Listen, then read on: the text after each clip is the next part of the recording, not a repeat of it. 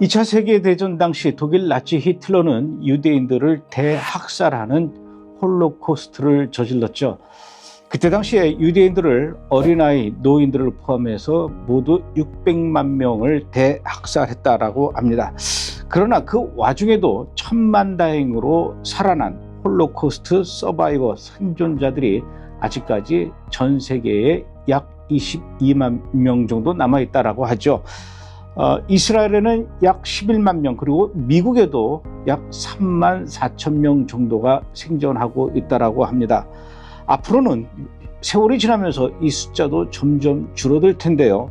저는 사실 그동안 오랫동안 여러 명의 홀로코스트 생존자들을 만나면서 유대인들을 말살하려던 독일 나치 히틀러의 만행을 들었고, 또 그들의 입에서 나오는 사랑과 용서와 희망의 메시지를 들어왔습니다. 오늘 또 한 명의 홀로코스트 생존자와 함께 이야기를 나눠보려고 하는데요. 오늘 이분은 또 어떤 이야기를 우리에게 들려주실까요? 러시안 전어 여사입니다. 안녕하십니까? Hello. Welcome to Dallas. And it's an honor to meet you and a pleasure.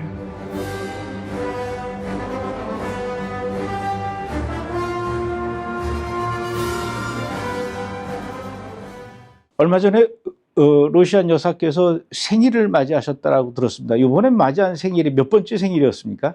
Oh, I am just 90 years old and I'm so proud I made it to here. Yeah. 2차 세계대전 당시에 러시안 여사께서 어디에 거주하고 계시다가 이렇게 나치한테 끌려가셨는지 그 과정을 좀 설명을 해 주실 수 있겠습니까? I was born in Lithuania, which is one of the largest Baltic states, but it fits into Texas 10 times. It's a very small country. But it had a very thriving Jewish community, and out of about 200,000, only maybe 4% survived. My parents and I survived, which is really a miracle, but not easily. We were taken into the Kovno ghetto, which became a Cohen concentration camp. There was no running water, there was no sanitation, one of the coldest winters in Lithuania on record. We were all living in a 10-foot square, I don't know what to call it, but it was a shack. And we were hoping that this would end soon because we were never told what was happening. It was at the very beginning of the war, and we couldn't even imagine that something like that could be addressed for the Jews, where they wanted to eliminate a whole population. And you wanted to know how I escaped. What happened was there was a fence surrounding the concentration camp, the ghetto. It was barbed wire, and they had the searchlights and the dogs. And my parents risked their own lives to dig a hole under the barbed wire while the guards were changing. I mean, they risked their lives every time they did that, and they had just minutes to do that. And amazingly, they were able to dig a hole for a 6-year-old, and I was able to be pushed through. And I started my life on the run and in hiding. 홀로코스트 당시의 생활은 어땠었습니까? Very hard. Deprivation, humiliation. A child, I didn't know why people were hating me. I was trying to be a good girl, you know. And I was hungry a lot. I was sick a lot. I just didn't understand why people were hating me, why they want to kill me. 겨울이면 많이 추웠죠? When we were in the camp, that was the coldest winter on record in Lithuania.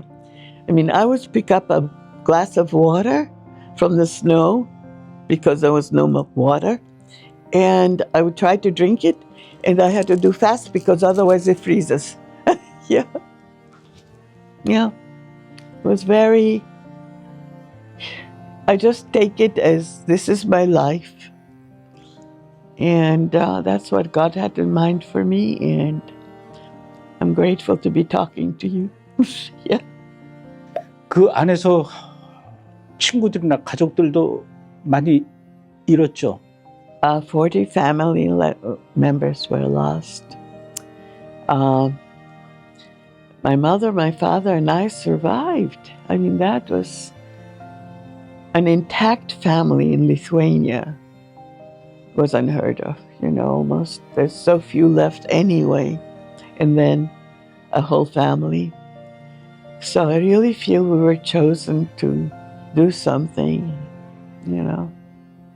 그 어려운 시기들을 보내면서 어떤 마음으로 반드시 내가 살아나야 되겠다 이런 생각을 하셨습니까?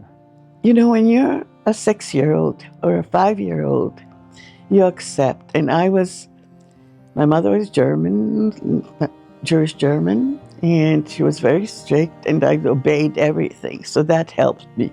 It also helped me that I think I was born with a positive attitude. And I was able to look at everything and make the best of everything that came my way, which was very hard at times. But the scars are there, even to this old age, because we're one person from all our experiences, and this certainly shaped me. 그 어려운 시간에도 이 희망을 느꼈던 그런 순간이 있었습니까?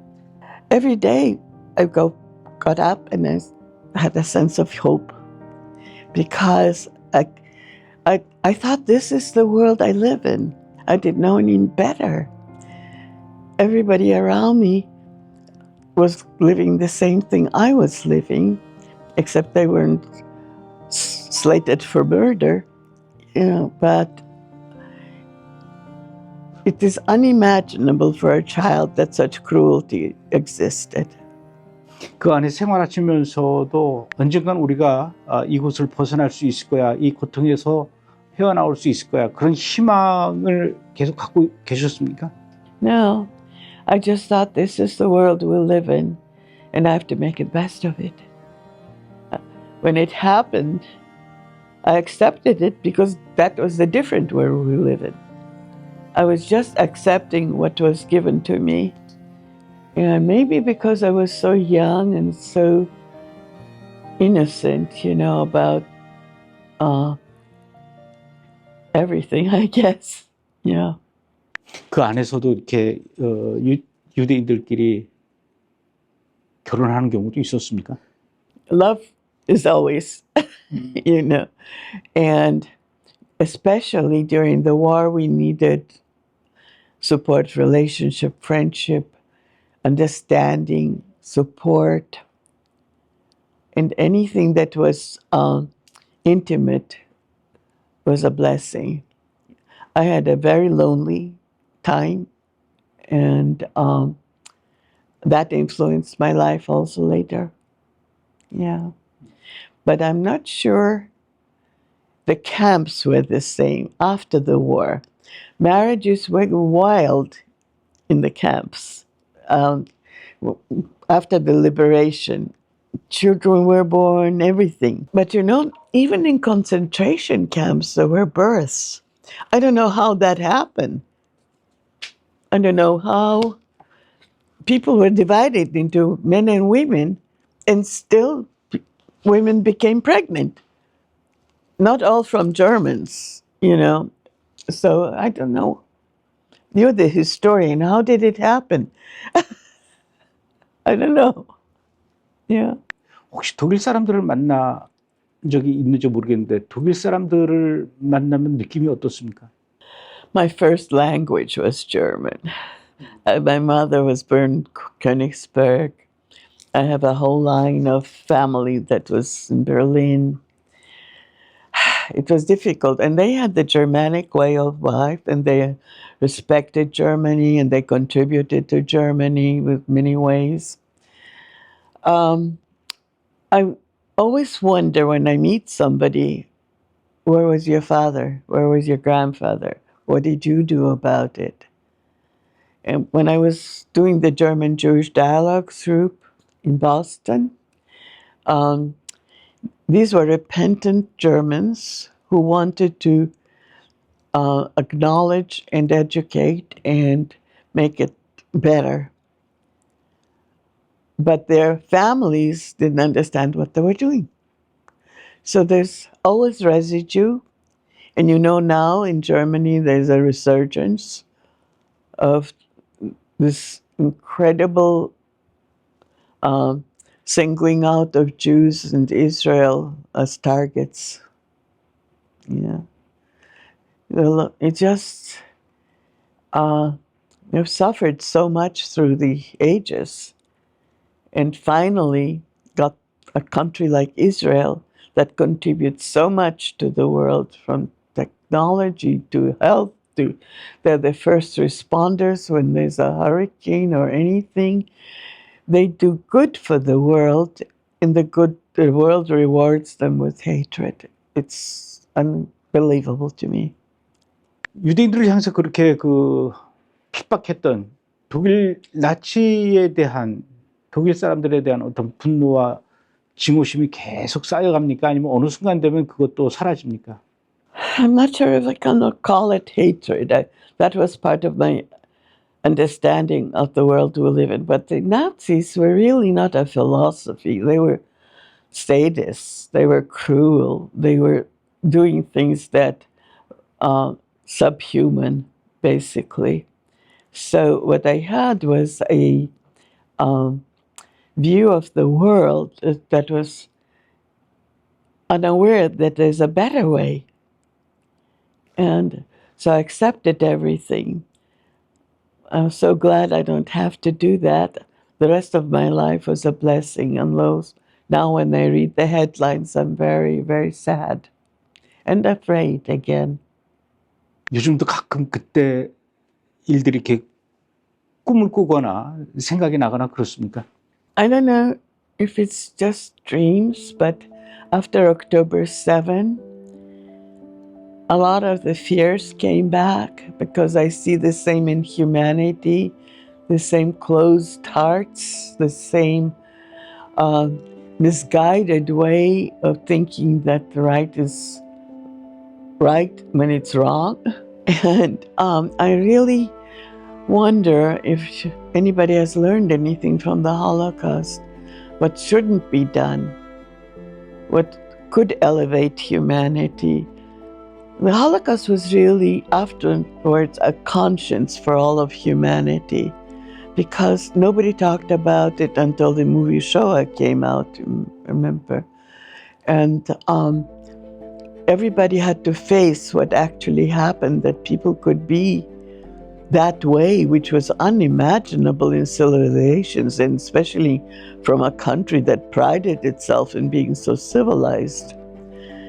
So everybody had to come to terms with that. And there was peace, and there was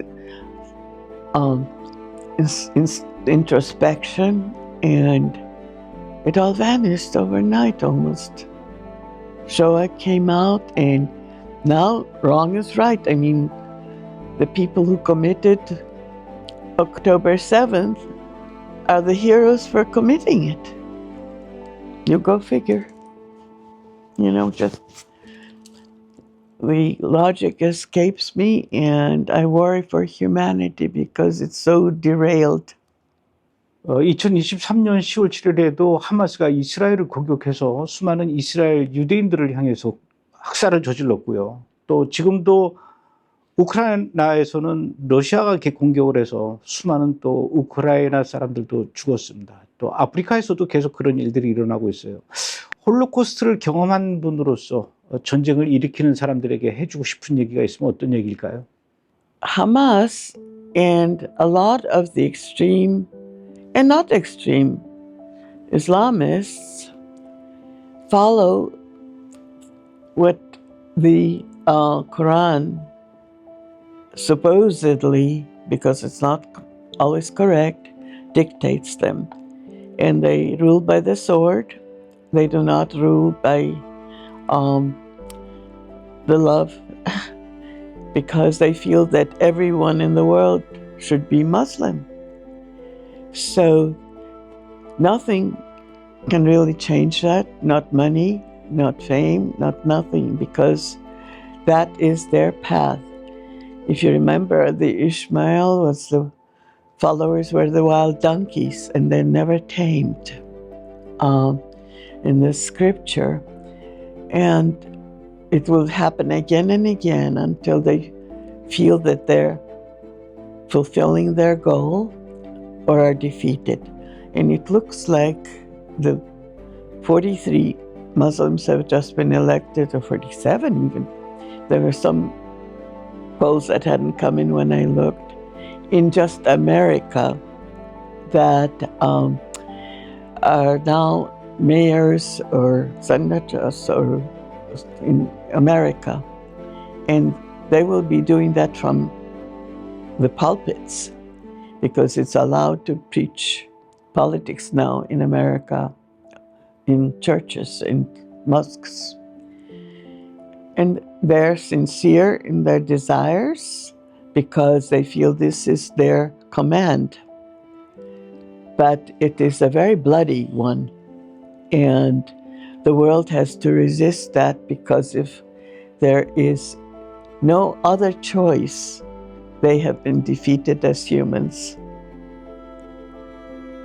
That's my word. So to make it better, we have to pray, we have to hope, and we have to be proactive. When I couldn't go fight in Israel when the war started. I mean, I'm 90 years old. So what I did is I started on Facebook a thread to just post things that are relevant to Israel and the hostages. I never expected it to go on that long. I must have posted hundreds and hundreds and hundreds of things. But you do what you can. Even a drop in an ocean makes the ocean different. So go with your conscience, go with what you can achieve, and pray that the miracles will happen, because that's what we need now. 한국에는 이스라엘을 사랑하고 또 유대인들을 사랑하는 기독교인들이 많이 있습니다. 이분들에게 루시안 여사께서 해주고 싶은 말씀이 있으면 어떤 말씀일까요? Well, I'm very happy about the Korean people being interested in Israel. There's an article going around on Facebook about the similarities between Koreans and Jews, as a matter of fact. And the point, you're teaching the Talmud in some of the schools in Korea, there's this kind of connection, and I'm still exploring why, because in my heart I have the same connection, and I wonder, like, what is the meaning for that? And maybe we should focus on that, because it's a meaning of friendship, it's a meaning of cooperation, it's a meaning of harmony. But Koreans still vote against Israel when they come to the United Nations. So we have to work on that also.